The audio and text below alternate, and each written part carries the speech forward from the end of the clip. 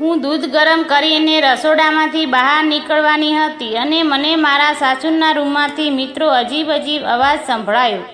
મારી સાસુ વારંવાર કહેતી હતી કે હવે જાઓ, હું થાકી ગઈ છું, મને પોરો ખાવા દો, હવે મારામાં તાકાત નથી અને તમે ખૂબ જ તાકાતવાળા છો. થોડી વારમાં મારા સસરા ગુસ્સાથી બોલ્યા, ચૂપચાપ બેસી રહે અને મને મારું કામ કરવા દે. આ બધું સાંભળીને હું ડરી ગઈ અને હું મારા રૂમમાં જતી રહી. હું સૂતા વિચારતી હતી કે મારા સસરા આટલા બધા તાકાતવાર કેમ હશે. હું મારા સસરા જેવા પતિ માગતી હતી, પણ મારા પતિને મારા સસરા જેટલી મારા પતિમાં તાકાત ન હતી. મારા લગ્ન ખૂબ જ ઝડપથી થઈ ગયા હતા. મારા સસરા ખૂબ જ રૂપિયાવાળા હતા અને ગામના સરપંચ હતા, એટલે મારા માતા પિતાએ મારા લગ્ન તેમના દીકરા સાથે કરાવી દીધા.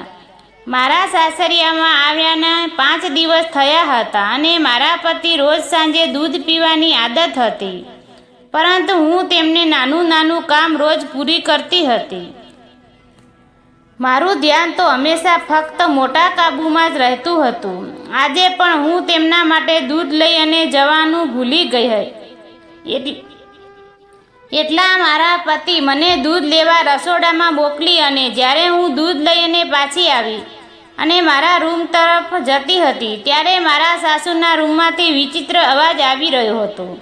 મારી સાસુ વારંવાર કહેતી હતી કે હવે રહેવા દો, હું થાકી ગઈ છું, મારામાં સહન કરવાની તાકાત નથી અને તમે તો ખૂબ જ તાકાતવાર છો. મારા સસરા ગુસ્સામાં બોલ્યા, તું થોડી વાર શાંત નથી રહી શકતી? તું મને મારું કામ કરવા દે. ત્યાંની વાત સાંભળીને હું સાવ વિચારમાં પડી ગઈ અને જ્યારે હું મારા રૂમમાં આવી ત્યારે હું વિચારવા લાગી કે મારા સસરા આટલી તાકાત કેમ ધરાવે છે અને મારા પતિ તો બિલકુલ તાકાત નથી અને થાકી જાય છે. આમ વિચારતા હું સૂઈ ગઈ અને સવારે જાગી તો મારા સાસુ ઘરના કામ કરી રહ્યા હતા અને તે સામાન્ય લાગી રહ્યા હતા. મારા સસરા ખેતરની જલ્દીથી આવી ગયા અને મારા સાસુને બોલાવીને રૂમની અંદર લઈ ગયા. મેં જમવાનું બનાવ્યું અને મારા સાસુને બોલાવ્યા. દરવાજો પાસે ગઈ તો આજે પણ હું અવાજ સાંભળીને ચોંકી ગઈ. રાતને ખેલ સવારે પાછો શરૂ ગયો. મારી સાસુ કહેતા હતા કે પોરો ખાવા. આજે પણ હું થાકી ગઈ છું. તેમની વાત સાંભળીને હું ડરી ગઈ અને રસોડામાં પાછી જવા લાગી અને ફરી વિચારવા લાગી કે મારા સસરા એવું તે શું ખાય છે જેનાથી તેમાં આટલી બધી તાકાત છે. અડધા કલાક પછી હું ફરીથી તેમના રૂમ પાસેથી નીકળી. ત્યાં હજી અવાજ આવતો હતો અને મિત્રો, હવે તો હું જાણવા માગતી હતી કે તેમની આટલી તાકાતમાં શું રહસ્ય છે. થોડી વાર પછી મારા સાસુ રૂમમાંથી બહાર આવ્યા અને તે મને બંને હાથ પોતાની કમર ઉપર અને તેમને કરી રહ્યા હતા અને કમરનો દર્દનો ક્યારે છુટકારો લેશે. તેમની વાત સાંભળીને હું હસવા લાગી.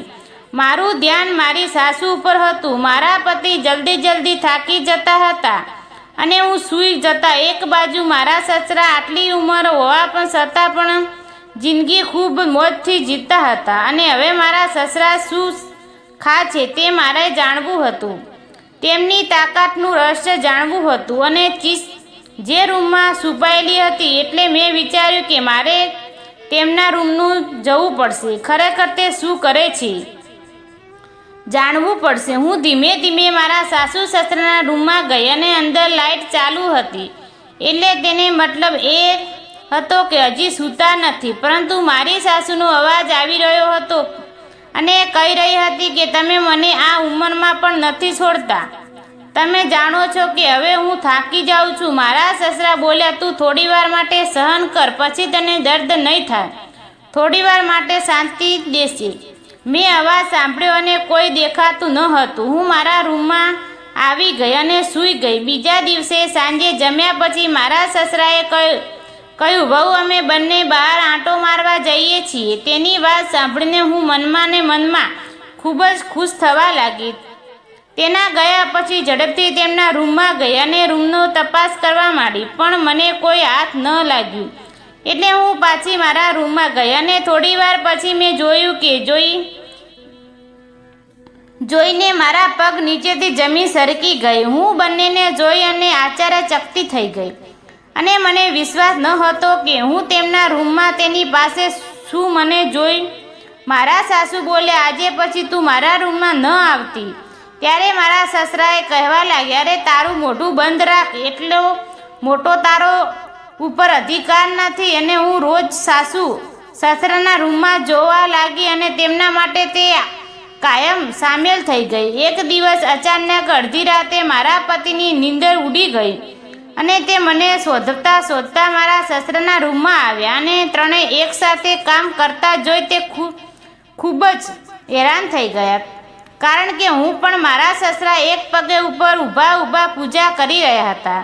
મારા સાસુ થાકીને બાજુમાં બેઠા હતા અને આવું કરતા જોઈ તે જોરથી બોલ્યા, આ બધું શું છે? તો મારા સાસુ સોફા ઉપર બેઠા બેઠા બોલ્યા, તારા બાપા પણ ઘણા સમયથી આ રીતે પૂજા કરે છે અને તેમને કહેવું છે કે આ રીતે પૂજા કરવાથી ભગવાન જલ્દી પસંદ થાય છે અને માણસને જે ઈચ્છા હોય છે તે મળે છે અને હું જલ્દીથી થાકી જાઉં છું. પણ તારી પત્ની અને તારા બાપા લાંબા સમય સુધી આ રીતે પૂજા કરે છે. મને ખબર નથી પડતી કે આ બંને કેમ નથી થાકતા. સાસુની વાત સાંભળીને મને મારા પતિ તરફ હસતા જોયું અને કહ્યું, મારી પત્ની ખૂબ જ સારી છે કે ક્યારે થાકતી નથી. તેમની વાત સાંભળીને મને શરમ આવવા લાગી. પછી મારા પતિએ બધાને સમજાયું કે આ રીતે અંધવિશ્વાસ રાખવો સારો નથી. આપણે સાચા મનથી અને પૂરી શ્રદ્ધાથી ભગવાનની પૂજા કરીએ તો પણ બધું સારું થાય છે. તેમની વાત મારા સસરાએ માની લીધી અને સામાન્ય માણસની જેમ પૂજા કરવા લાગ્યા. હવે તો રોજ સવારે નાહી ધોઈ અને ભગવાનનું ધ્યાન કરવા લાગ્યા. મિત્રો, આ વાર્તા તમને પસંદ આવી હોય તો વિડીયોને લાઈક અને ચેનલને સબસ્ક્રાઈબ કરજો. ધન્યવાદ.